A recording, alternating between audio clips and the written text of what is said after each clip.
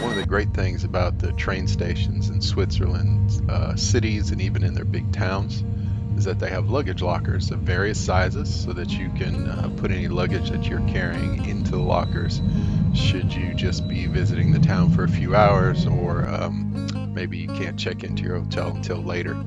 We use the luggage lockers in both Thun and Lauterburden. We'll show you the ones in Thun, but we were really grateful to have them there. It's much better than lugging things around. The Swiss Rail website, sbb.ch, even has a page with all of the stations that have locker availabilities and what sizes are available. So that's really helpful if you're getting ready to plan. We've made it to Thun, Switzerland. We're in the train station. We needed to put our bags away for a couple hours.